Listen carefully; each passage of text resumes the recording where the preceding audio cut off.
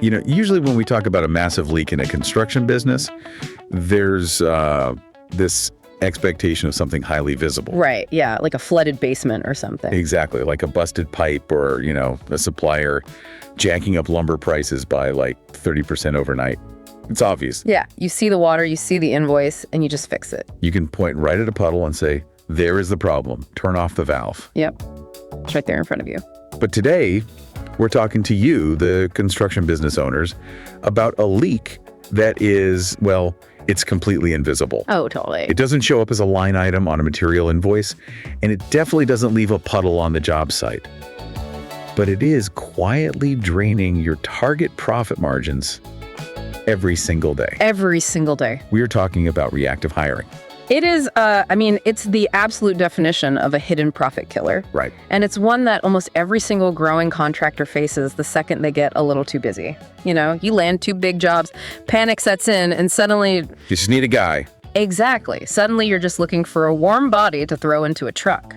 Welcome to today's deep dive. We are unpacking some of the core strategies that we often discuss on the Scaling Legends platform. Yeah, this is a big one. Specifically, we're looking at the 7 essential systems your construction business absolutely must master before you even think about bringing on a new project manager, a field leader, or, even office support. Right, before you write that job post. Exactly. We're drawing today's insights directly from the platform designed to help contractors scale, because we really want to get to the bottom of why so many new hires end up creating more chaos instead of actually solving it. Well, and that distinction is crucial to establish right up front. Strategically preparing a company isn't about padding your payroll just because you're swamped. Right. It's about structuring your business so that when new talent walks through the door, they're instantly positioned to drive your target 15 to 20% profit margins from day one. From day one, not month 6. Exactly. You don't want them creating more of a mess. So let's put some actual numbers to this financial stake, because I think it's so easy to brush off a bad hire as just a mild inconvenience. Oh, people do it all the time. Right. So what does the fallout of a panic hire actually look like on the balance sheet? Because I know it's bad, but I think it's worse than most guys realize. We're talking over $20,000 in lost productivity alone. Oh, easily. According to Smart Business Automator's Market Intelligence report, a bad hire can actually cost up to 30% of an employee's first-year salary. Wait, 30%? 30%. No. So let's play out that scenario you just mentioned. You panic hire a project manager for, say, $75,000. Okay. It doesn't work out. That is a $22,500 loss right off your bottom line. Wow. Wait, 22 grand. How does it get that high so fast? They're probably only there for a few months. Well, think about the ripple effect. It's not just their salary. Right. It's the hours you spent interviewing instead of, bidding jobs. Yeah. It's the 2 weeks they spent shadowing you in the truck. Wasting your time. Exactly. And then it's the mistakes. They miss a submittal, the drywall goes up before the electrical inspection, and now. Oh man, now your crew is tearing out finished work. Yep. Tearing out perfectly good drywall, add in the frustration of your top guys having to carry dead weight. Which totally kills morale. It kills morale, and it slows down literally every other phase of the project. When you lay it out like that, it's actually terrifying. So, how do we stop that specific bleed before we even post a job ad? You start with system number 1. You have to completely discard the traditional job description. Just throw it out. Throw it out. Yeah, and replace it with a precision job scorecard. Because, look, a job description is basically just a wish list. Looking for a self-starter. Exactly. Yeah. Must have good communication skills. Like, what does that even mean? Those mean absolutely nothing in the field. Right. A precision job scorecard, on the other hand, acts like a tape measure. It details exact measurable outcomes and required competencies for the role. I love that tape measure analogy, because hiring off a vague wish list instead of a scorecard, it sounds like pouring a foundation without a blueprint. Oh, that's a perfect way to put it. Right. You're just guessing where the load-bearing walls should go, pouring the concrete and praying the house holds up. And it never does. No. So think about your last job posting, you guys listening. Did it actually list measurable outcomes? Probably not. Did it say, you will be responsible for reducing change order processing time by 15%?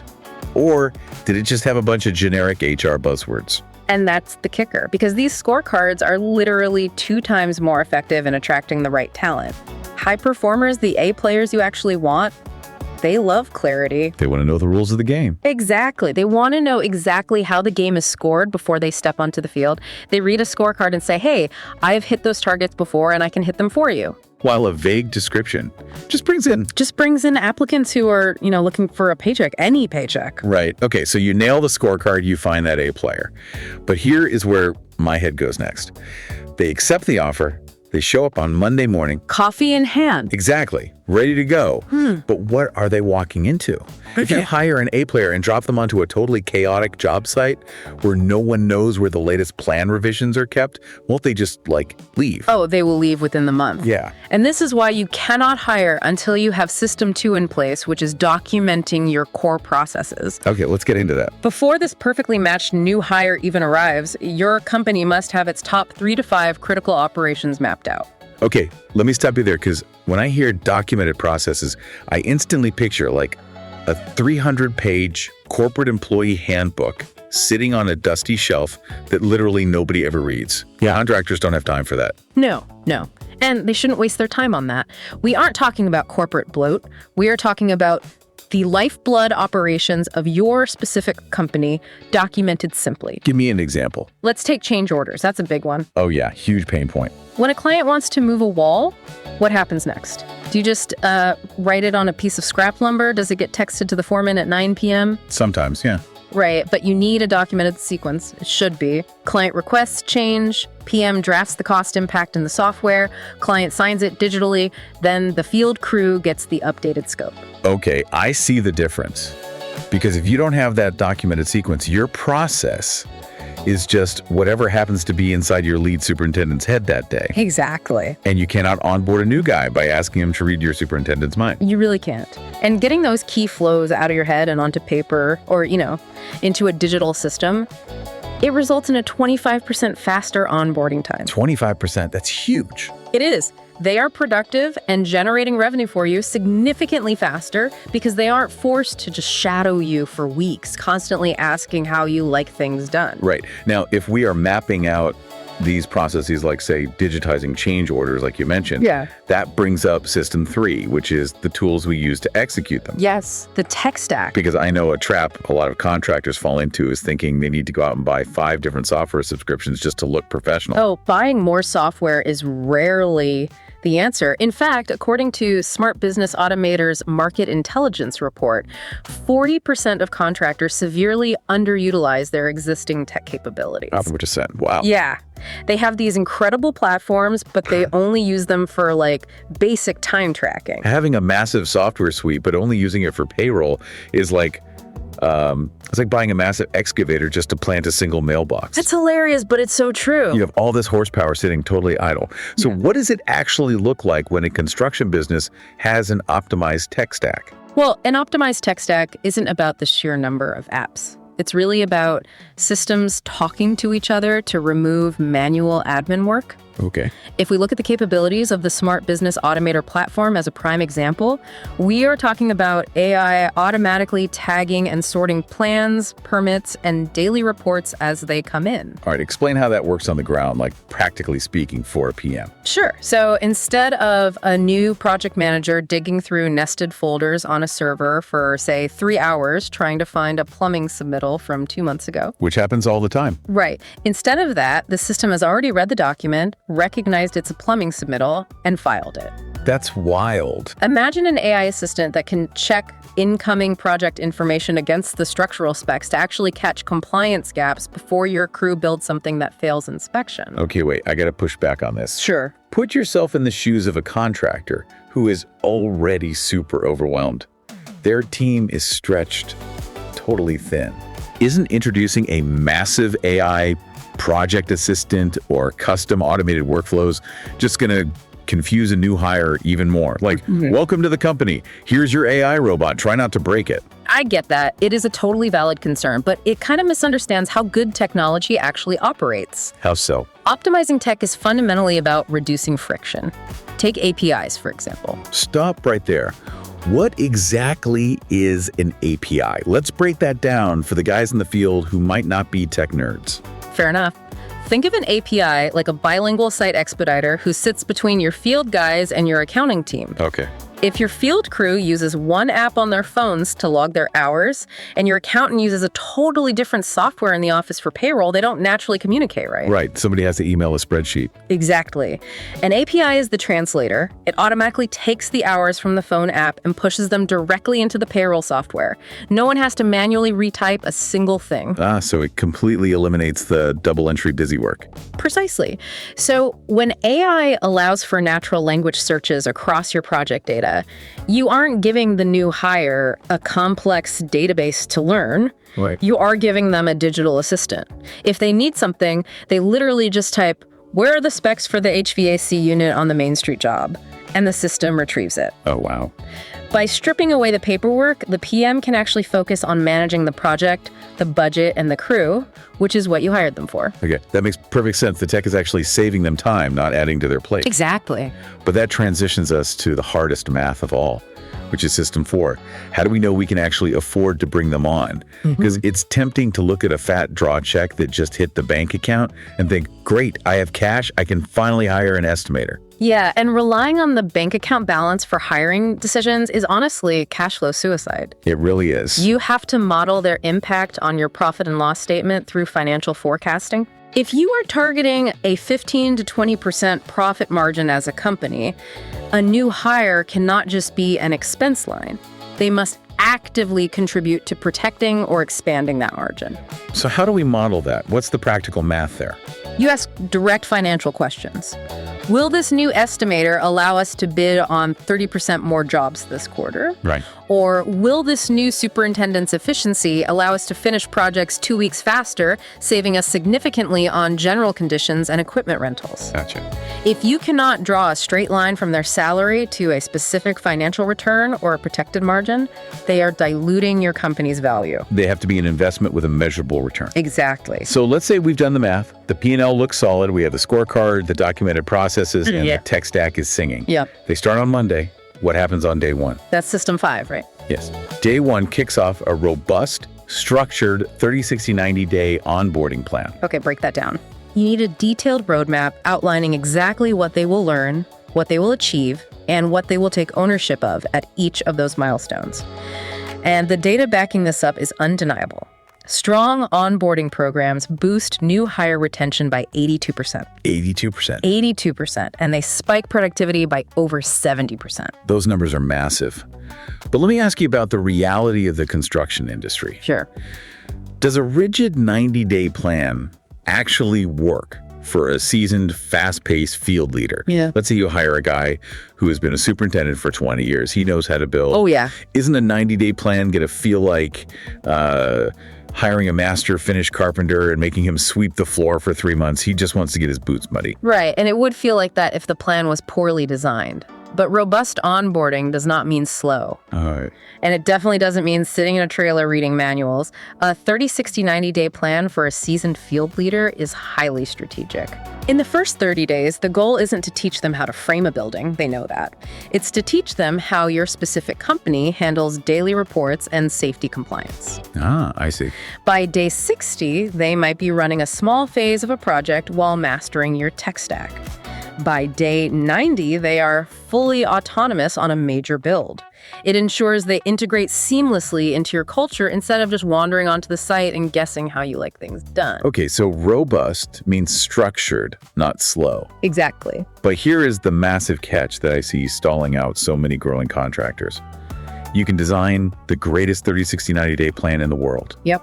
But it is completely useless if the owner or the leadership team is working 80 hours a week and is too burned out to actually guide the new hire through it. And you just hit on System 6. You have hit on the most dangerous hidden trap in scaling a business, which is leadership bandwidth. It's huge. People hire someone to relieve their stress, but contractors forget that in the short term, training a new hire actually requires an enormous upfront investment of your own time. It's literally like tossing someone a life jacket while you are both actively sinking. Yes. If you bring a new hire into your company when you are drowning in admin and putting out fires across 5 different job sites, you're just going to pull them underwater with you. That's exactly what happens. Smart Business Automator's Market Intelligence Report reveals that 60% of small construction business owners feel completely overwhelmed by mentoring responsibilities. 60%.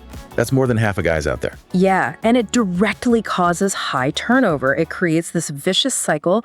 The owner hires out of desperation. The new hire comes in with 100 questions. The owner is too busy fighting fires to answer them. Right, so the new hire just has to guess. Exactly. The new hire feels totally unsupported. They make a critical mistake. The owner gets furious. And 3 months later, the new hire quits. And you are back to square one, but Yeah. now you are 22 grand poorer. So you have to take a brutally honest look at your calendar before you put out a job ad. Yeah. You got to ask yourself, do I actually have 3 to 5 uninterrupted hours a week to dedicate strictly to mentoring this person? And if the answer is no, you are not ready to hire. Wow. You need to go back, optimize your tech stack to automate your busy work, reclaim your time, and only then bring someone on. Okay, so let's say you do that. You secure that bandwidth. What's the final piece? System 7. Once you have the time, you implement System 7. Define performance metrics and a continuous feedback loop. You must establish key performance indicators, or KPIs, before the hire even happens. Hold on. If we are setting up KPIs, how do we track them without turning into a micromanager? Because nobody wants an owner breathing down their neck every 10 minutes asking for an update on a budget variance. Nobody wants that. You avoid micromanaging by focusing on objective data during structured intervals. Yeah. You don't ask them every day how they're doing. For a project manager, a KPI might be keeping schedule variance under 5%, or ensuring all requests for information are answered within 48 hours. You just have a brief 15-minute weekly sync. So instead of a terrifying annual review where you blindside them with 12 months of pent-up frustrations, it's just a quick check-in. Exactly. You pull up the dashboard, you say, here are the metrics we agreed on. Your schedule variance is currently at 3%, which is great. But I see we have 2 RFIs lagging past 48 hours. What is the bottleneck there, and how can I clear the runway for you? Oh, I like that phrasing. How can I clear the runway for you? Right. It shifts the dynamic entirely. You're looking at the health of the project together rather than attacking their personality or their work ethic. Man, that is powerful. Let's take a breath and recap the journey we've just been on, because we covered a lot. We really did. We started by confronting the true financial devastation of reactive panic hiring. We walked through the shift to a strategic, systems-first approach. It starts with blueprinting the role using a precision scorecard. System 1. Then, ensuring they walk into a functional environment by documenting your top processes. Right. And from there, you implement an optimized tech stack with tools like APIs and AI that act as an assistant rather than a burden. Yep. Then we talked about modeling their financial impact to protect your margins and deploying a structured 30, 60, 90-day onboarding plan so they hit the ground running. And critically, securing your own leadership bandwidth before they ever sign an offer letter. And you cap it all off by establishing clear metrics and weekly feedback loops to guarantee they stay on track. Yeah. I mean, it is a comprehensive framework that absolutely protects your margins and honestly protects your sanity as a business owner. It really does. And I want to leave everyone listening with a final thought to mull over, something that kind of challenges the conventional wisdom of our industry. Let's hear it. The next time you find yourself stressed out, staring at a mountain of delayed projects and complaining that, you just can't find good help these days. Which we all say. We all say it. I want you to ask yourself a hard question. Is the talent pool really empty? Or is your company simply not structurally prepared to receive and support top-tier talent? Oh, F-heavy. A players are out there, but they're looking for well-run ships to captain, not sinking boats to bail out. It is the exact reframe so many of us need to hear. Like, are we actually ready for the talent we say we desperately want? Yes. If you know a contractor who is dealing with reactive hiring or stalled growth, send them this deep dive. It could save them tens of thousands of dollars and stop their growth from creating chaos. Hit follow on whatever app you're listening on so you don't miss tomorrow's intel. And if you are ready to start optimizing those systems, automating your workflows, and reclaiming your bandwidth, visit smartbusinessautomator.com to learn more about the tools and the market intelligence we discussed today. Remember, you wouldn't build a massive commercial space without a blueprint. Don't build your team without one either. We'll catch you on the next deep dive.